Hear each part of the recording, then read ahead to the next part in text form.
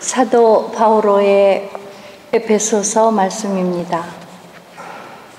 형제 여러분, 나는 아버지 앞에 무릎을 꿇습니다. 하늘과 땅에 있는 모든 종족이 아버지에게서 이름을 받습니다. 아버지께서 당신의 풍성한 영광에 따라 성령을 통하여 여러분의 내적 인간이 당신 힘으로 굳세어지게 하시고, 여러분의 믿음을 통하여 그리스도께서 여러분의 마음 안에 사시게 하시며, 여러분이 사랑의 뿌리를 내리고 그것을 기초로 삼게 하시기를 빕니다. 그리하여 여러분이 모든 성도와 함께 너비와 길이와 높이와 깊이가 어떠한지 깨닫는 능력을 지니고 인간의 지각을 뛰어넘는 그리스도의 사랑을 알게 해 주시기를 빕니다. 이렇게 하여 여러분이 하느님의 온갖 충만하심으로 충만하게 되기를 빕니다. 우리 안에서 활동하시는 힘으로 우리가 청하거나 생각하는 모든 것보다 훨씬 더 풍성히 이루어 주실 수 있는 분, 그분께 교회 안에서 그리고 그리스도 예수님 안에서 세세대대로 영원 무궁토록 영광이 있기를 빕니다. 아멘. 주님의 말씀입니다. 감사합니다.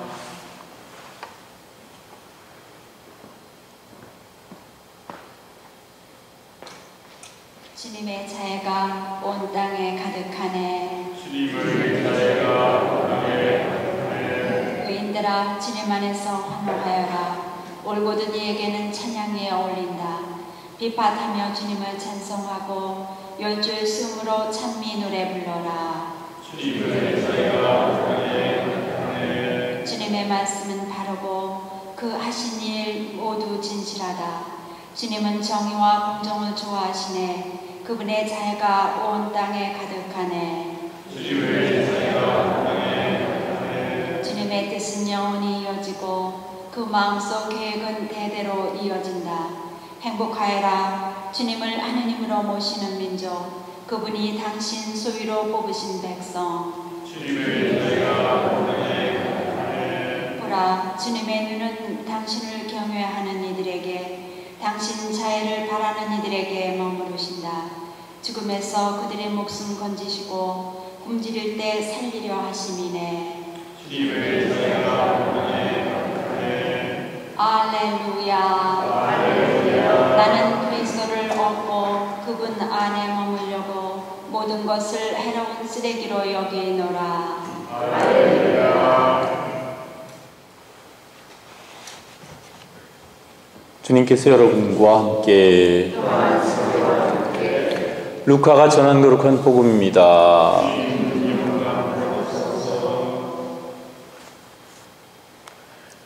그때 예수님께서 제자들에게 말씀하셨다.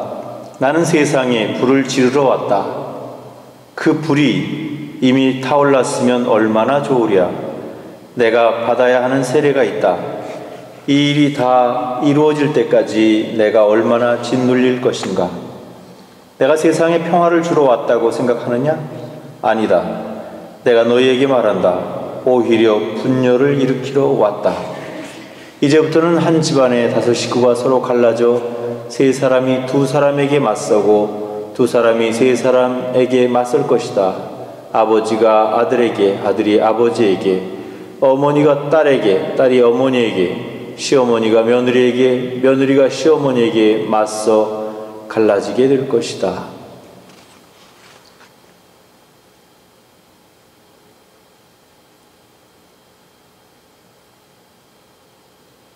주님의 말씀입니다.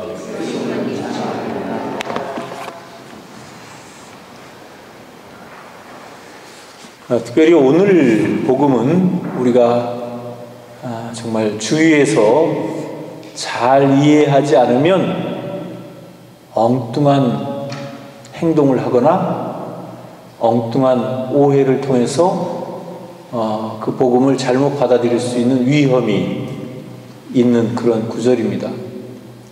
사실 예수님께서는 늘 자비로운 말씀하시고 용서하시는 말씀하시고 또 사랑하라고 말씀하시는데, 오늘만큼은 평상시에 그런 예수님의 말씀과는 좀 다소 차이가 나는, 조금은 과격하다 싶을 정도의 그런 강한 발언을 하십니다. 나는 불을 지르러 왔다. 도대체 예수님이 지르고 싶었던 불은 무슨 불일까? 아마도 그것은 변화의 불일 겁니다. 세상을 변화시키는 불이기도 하고, 또 내 안에서 나의 잘못된 생각이나 이기적인 생각, 나의 잘못을 태울 수 있는 그런 정열의 불일지도 모르고, 또 때에 따라서 정화의 그런 불일 겁니다. 그래서 내가 잘못 보던 세상을 제대로 보고, 또 잘못 생각했던 모든 것들을 제대로 잡고, 내 안에 열정의 불이, 그래서 진리를 위해서, 정의를 위해서 몸바칠 수 있을 정도의 그런 강한 불이 타오르기를 바라는 것이죠. 따라서 예수님께서 지르시고자 하셨던 그 불은 물리적인 의미에서의 불이 아니고 우리 영혼의 불이고, 우리 영적인 불이고, 정화의 불이고, 또 변화의 불길이라는 사실을 우리가 꼭 기억했으면 좋겠습니다. 여기까지는 그래도 이해가 되는데, 그 다음 구절이 더더욱 이해가 안 되는 부분입니다. 그것은 우리는 흔히 예수님께서는 세상의 죄를 사하시고 세상에 평화를 주시기 위해서 오셨다라고 생각을 하는데, 예수님은 그 반대의 말씀하십니다. 내가 세상에 평화를 주려고 온 줄 아느냐? 아니다. 분열을 시키러 왔다. 이렇게 말씀하십니다. 이 말씀은 정말 위험한 말씀이지만 또한 동시에 우리가 잘 새겨 들어야 될 말씀이라고 생각합니다. 전에 제가 살던 동네에 어떤 그 종교가 하나 있었는데, 거기에는 신자들이 그렇게 많지가 않았어요. 그런데 그 중에 어떤 한 자매가 그 종교에 너무 심취되다 못해 매일 거기서 살고, 또 경제적으로 어려운데도 거기에 막대한 그런 헌금을 봉헌하고, 그래서 결국은 가정에서 굉장히 큰 파탄이 났었습니다. 그래서 결국은 그 가정이 파탄이 나서 이혼을 하게 되었고, 그래서 그 부인은 결국 남편과 헤어지게 되었죠. 그리고 나서 그 교회에 찾아가서 예배에 참여했을 때, 거기에 목사는 사람들 앞에 그 자매를 세우면서, 이 자매는 신앙을 위해서 남편을 버리고 아이들을 버리고 이렇게 용감하게 온 사람이다라고 그렇게 소개를 했습니다.